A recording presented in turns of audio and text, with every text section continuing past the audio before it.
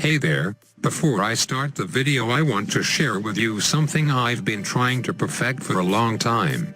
In the past 530 seconds I've been practicing the rap god fast verse, and I think I've got it down now. Let me know how I'm about to do, guys. Lyrics coming at you at supersonic speed. You assuming I'm a human, what I gotta do to get it through to you? I'm superhuman innovative, and I made it rubber, so that anything you're saying ricocheting off of me and glue to you. I'm never stating more than never, demonstrating how to give a motherfucking audience a feeling like it's levitating, never fading, and I know that the haters are forever waiting for the day that they can say I fell off. They'd be celebrating, cause I know the way to get them motivated. I make elevating music, you make elevator music.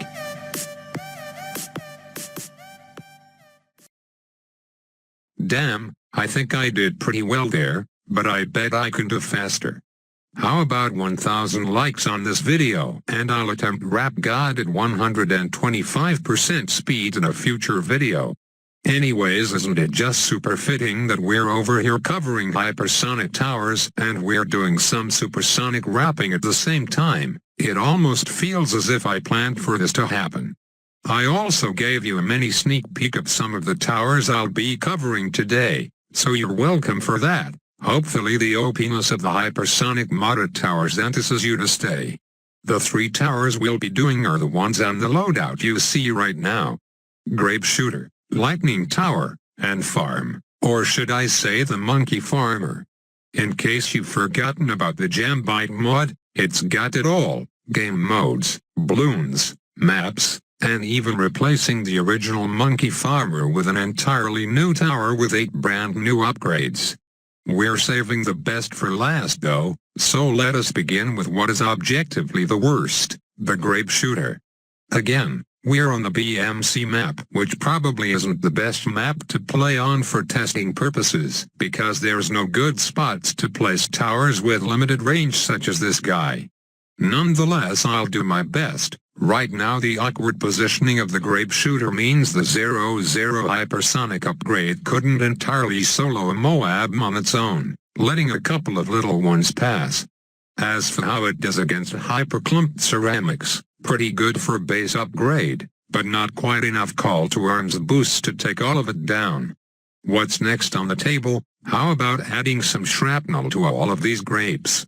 And with that it seems to be doing a hell of a lot better. Pretty much able to handle infinite ceramics.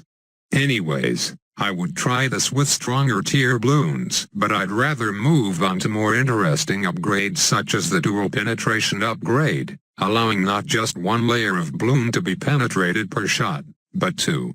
These big-ass grapes don't even let the ceramics pass the first bend, well for the most part aside from a couple of stragglers here and there. Upping the difficulty of its opponent, we can see the hypersonic dual penetrator is pretty Gucci, not even DDTs come close to breaking through. Alrighty, now moving on to nature calls, which adds everyone's favorite effect in the game, chain lightning. I really wasn't kidding when I said most of these towers have either a napalm or a lightning effect. While Moabs and DDTs were fairly easy to handle due to their low HP, it seems even with added lightning the Grape Shooter doesn't have enough power to break down that first layer. I guess this calls for emergency backup, 4th tier upgrade where you at. There we go, now that we've captured the essence of this upgrade, it's time to see how much a difference it makes. Off the bat it looks like 3 times the grapes are being shot out, so that'll help a ton. And of course we have the inevitable lag once it pops because of the wonderfulness of 50 chain lightnings going off at once. Boom, instant evaporation. Now that we've established the strength of the left side hypersonic 4th tier, how does the right side stack up? Apparently this glue hose looking tower adds a freeze effect to the grapes, and this for some reason actually makes it worse, LOL. Remember how the 2-2 was able to solo DDTs? Well, this upgrade allows them to walk right on by, and I can't explain it. If any of you know what's up then let me know in the comments because I'm dumbfounded. However, there doesn't seem to be as much as an issue when paired up versus a ZOMG, although that might be because I activated the giant Grape of Death ability. I reckon that upgrade was a big contributor in taking it down, especially once it started splitting into mini grapes. Well, That was a pretty long time spent on arguably the least interesting hypersonic tower of the three. Let's get through the last two at hypersonic speed then. I'm prepared for the worst of the lag in this lightning tower. We've seen what happens from the Grape Shooter upgrade already. Lower levels don't seem all that bad lag-wise though. Even with all the ceramics being lit up like a Christmas tree, the game was mostly smooth sailing. So let's upgrade to 0-1, which allows the tower to take off an extra layer per lightning strike, which should come in handy versus all these Moabs, and damn right it does. That's as much as it can handle though. Anything stronger and we'll have to look towards another upgrade which allows lightning to jump further. The upgrade is a lot more spooky than I make it sound, let me tell you, cause just watch how fast these Moabs get taken down compared to before. It ain't got time to screw around, boys. And even with the lightning fast speed of the DDTs, no pun intended, once one of them gets popped into ceramics, a chain reaction pretty much sets off, blowing up everything else behind it. With that in mind, I think it'd be quite interesting to test this guy versus a ZOMG. Not just one ZOMG by itself though, I know it isn't strong enough. But if we send in some faster blimps behind it, watch what happens.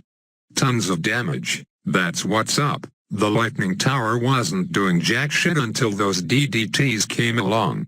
Interestingly enough, even with all that damage, a few greens and reds were able to sneak on through. The Christmas buff special, I suppose. Guys, I think I'm going a little too slow, so let us kick it into overdrive.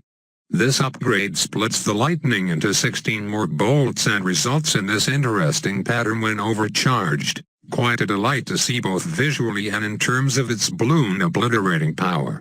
If that wasn't fast enough for you, how about this expensive 4th tier upgrade which does 10 times more damage?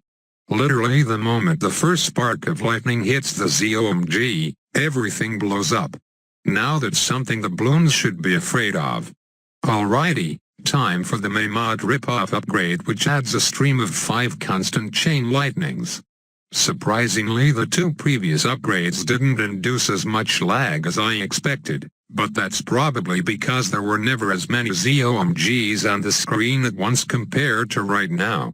This is more in line with what I was expecting, the good old 2 FPS while the game tries its hardest to delete all these Bloons at the same time. And just because I can, here's the lightning ability, which kind of acts similar to the Grape Shooter ability except it's a giant heat-seeking lightning rock. Cannot confirm whether or not this affects its damage output, but I'm going to assume it's negligible. Final stretch now guys, this is the Monkey Farmer, and it doesn't have as many hypersonic upgrades to show compared to normal towers, but the few it does have are pretty dank. Here's what happens when it lays bananas all over the screen. We see it leaves a giant trail behind. And it also leaves Bloons in the top left corner in an infinite loop, lol, at least until the banana duration expires. We can also upgrade the farmer to shoot out candies, so let's take a look at that. Nothing too special. The main attraction is still those Bloons getting blown back and being stuck in the corner. I can't get over how hilariously silly that shit looks. Okay, fun time is over. We're going to skip straight to the Farmer Temple upgrade now. If you're unaware, this mod has a sick temple-like upgrade for the Monkey Farmer, even giving it its own special sacrifices. Just watch and see as this Hypersonic Temple goes to pound town against these simpletons. And yes, by the way, those grapes flying all over the screen were in fact part of the Grape Shooter sacrifice, although one noticeable side effect I experienced was that the game was forever stuck in low FPS mode, which I'm certain is caused by those grapes. So yeah, unfortunately those 5 to 10 seconds is all you're going to see on the Hypersonic Farmer of the Monkey God, but I think those 5 seconds is enough to tell you that nothing will get past the first bend. I'll leave you off with this final right side 4th tier upgrade, which sends candies flying out all over the map every once in a while, but with the help of a call to arms we can make this happen every second, or even faster. But yes, at some point the tower will spew out candies so fast that the game will crash, so I have to be careful about going overboard on these call to arms. That'll do for this one. Hope you all had a good time. If so, share this with your friends, family, and fellow SoundCloud rapper acquaintances. I'm sure they can pick up a few tips on my fast articulating skills. Have a farming day.